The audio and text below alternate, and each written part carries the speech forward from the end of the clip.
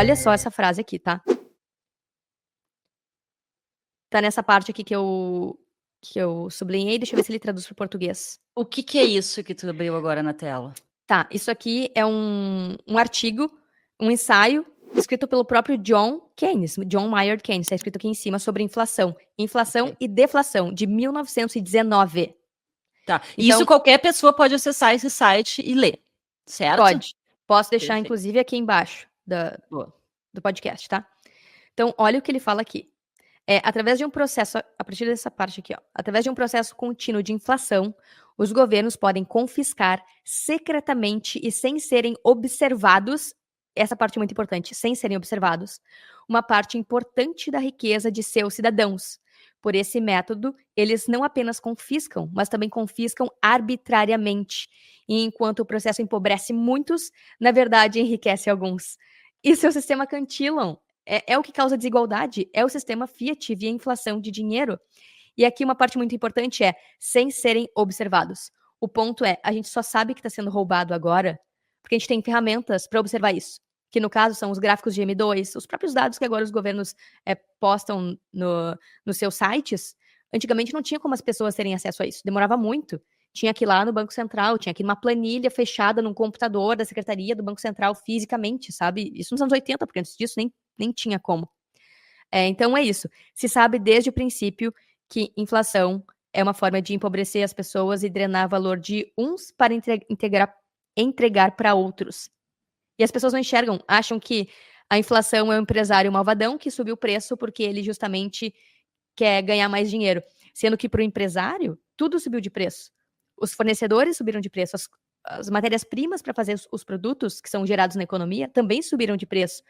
Então, se terceiriza a culpa, os governos terceirizam culpa, e isso, desde os anos 70, 80, quando o Milton Friedman falava isso, que a inflação é criada em Washington, e só por Washington, que culpabilizar empresários e outras pessoas é justamente narrativa para tirar dos próprios bancos centrais e governos a culpa pela inflação e o empobrecimento generalizado e justamente a desigualdade, que justamente os governos querem puxar para si, que vão resolver no seu próximo mandato e nunca resolvem, porque eles são parte dessa engrenagem de roubar a população secretamente, como o próprio John Keynes falou.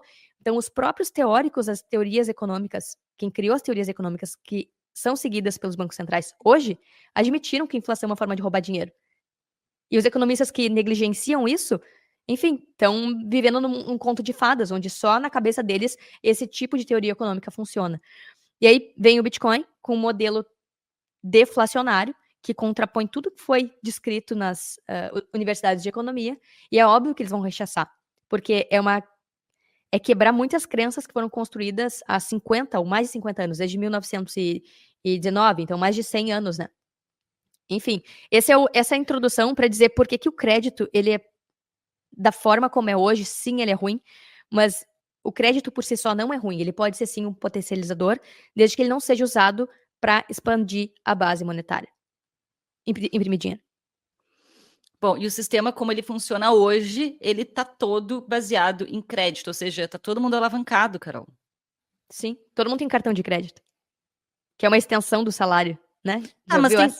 tem lugares que isso é pior e outros lugares que não tanto. Porque, por exemplo, se a gente vai para os Estados Unidos, lá as pessoas usam o cartão, mas tu não consegue parcelar, por exemplo. Não é tão facilitado, não é bem essa palavra, mas não é comum parcelar, mas existem outras formas de crédito, né? O que é muito comum, por exemplo, é hipotecar casas. Uhum. Então, são outras formas de crédito. Na Europa também não tem essa coisa do parcelamento. Agora, no Brasil e na América Latina, onde as pessoas, de fato, são mais empobrecidas, né? Assim, são países que as pessoas não têm tanto dinheiro assim. O sistema de crédito é extremamente utilizado, porque muitas vezes é a forma que as pessoas enxergam que elas podem ter as coisas, que é parcelando tudo, né? Vou comprar um item de R$ 500, um liquidificador de R$ 300. Eu não tenho R$ 300 para pagar num mês, mas eu posso fazer em 10 vezes de 30. Isso cabe no meu orçamento, né, no meu bolso do mês. Só que como não tem educação financeira, as pessoas vão acumulando e botando várias coisas no cartão de crédito, vão se endividando e os bancos vão ganhando com juros em cima dessa falta de educação financeira, falta de organização financeira, falta de dinheiro também, que as pessoas não conseguem prosperar, né, numa economia que só tira o poder de compra delas. Então, isso é reflexo da perda do poder de compra, como as pessoas não conseguem ter liquidez para comprar agora. E aí existem 2 fatores, né? Se é um sistema que estimula o endividamento, a mentalidade de curto prazo. Então, é necessário estimular a economia, imprimir dinheiro para ter liquidez circulando o tempo todo, porque os juros, quando eles sobem, eles aumentam a dívida. E isso a gente está vendo agora, né? Estão tentando baixar juros, estavam até 2 meses atrás aqui no Brasil na canetada, mas a inflação global está pressionando, enfim, estou indo para outros cantos, mas para dizer que existe um estímulo ao consumismo, ao endividamento, que quando você não se endivida, você não conquista, que é o que tu falou, que só existe crescimento na base do crédito, e então existe a mentalidade de consumismo imediato, mentalidade de curto prazo ou alta preferência temporal, e ao mesmo tempo as pessoas não conseguem ter poder de compra porque foram diluídas através justamente desse crédito generalizado que é oferecido. Então é uma coisa que não tem solução. E quem que mais se beneficia desse crédito que é liberado, dessa alavancagem que é feita? Eu enxergo que são os bancos e os governos também, né? Bancos e governos, que se mantêm drenando, lucrando com isso. Os bancos, então, de novo, o que eu falei antes, os bancos brasileiros são os que mais lucram com isso. Pós-pandemia, saíram vários anúncios dos bancos batendo recordes de faturamento, porque num período de maior risco ou de menos liquidez, estava todo mundo em casa, lembra? É que a pandemia, ela ajuda a entender o mecanismo. Tava todo mundo em casa, sem sair, sem consumir, consumindo menos de casa. Então, se liberou vários empréstimos e auxílios para estimular a economia. Ou seja, se aumentou a liquidez do dinheiro circulante, para que as pessoas consumissem. Nos Estados Unidos liberaram aqueles cheques, né? Os famosos cheques.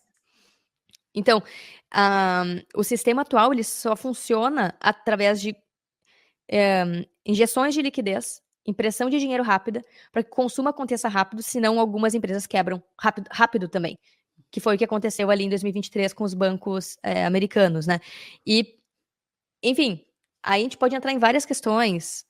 Isso estimula empresas que a gente falou antes, empresas não eficientes a se manterem funcionando. Americanas fraudou todo o seu balanço para se manter operando e está com uma dívida de, sei lá, 40 bilhões, se eu estou correta nos dados.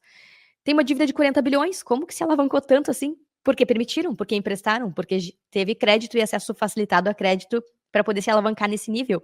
E no fim, é uma empresa que não gera lucro, que estava só fraudando dados para os seus acionistas. Então, esse sistema perpetua empresas como Americanas. Beleza. Bom, eu acho que a gente já falou bastante sobre como o sistema funciona. Obviamente, a gente poderia entrar ainda mais na parte de inflação e, inclusive, impostos, em como os governos e os bancos se beneficiam desse sistema. Mas eu acho que para esse podcast está o suficiente. Vamos agora para o próximo tópico, né, Carol? Que é, então, como seriam os bancos, o que aconteceria com esse sistema numa hiperbitcoinização. E o que é uma hiperbitcoinização? É aquele momento que o Bitcoin se torna o padrão e as pessoas começam a usar Bitcoin como moeda, né, de troca, como dinheiro. Então, não se usa mais o real nas prateleiras, né? Tu começa a ver ali em satoshis ou os valores em Bitcoin. Isso seria hiperbitcoinização. Todo mundo passar a usar Bitcoin como moeda, né? Adotar o Bitcoin. E aí, como primeiro ponto aqui, a gente poderia introduzir esse assunto, essa parte do podcast, falando, Carol, sobre como o Bitcoin, então, ele muda o sistema atual, né? Que a gente já falou sobre o sistema atual, como funcionam, empréstimos, crédito, bancos, governos, e como que o Bitcoin muda isso? Boa. O Bitcoin, ele retoma e retorna justamente a confiança que a gente falou lá no início. Então, pela primeira vez na história, a gente tem um dinheiro que a gente sabe matematicamente e que qualquer pessoa pode verificar o código, que não podem ser criados mais Bitcoin do que está projetado há mais de 15 anos no código do Bitcoin, que são 21 milhões de unidades de Bitcoin ou 2,1 quadrilhões de satoshis. Existe mais satoshi no mundo do que dólar. E isso mata aquela coisa de que, tipo, como é que Bitcoin vai ser um padrão monetário se não vai ter Bitcoin para todo mundo? Vai ter satoshi para todo mundo. E a quantidade de satoshis é o suficiente para tornar Bitcoin, sim, um padrão monetário. Mas Bitcoin, ele devolve essa confiança.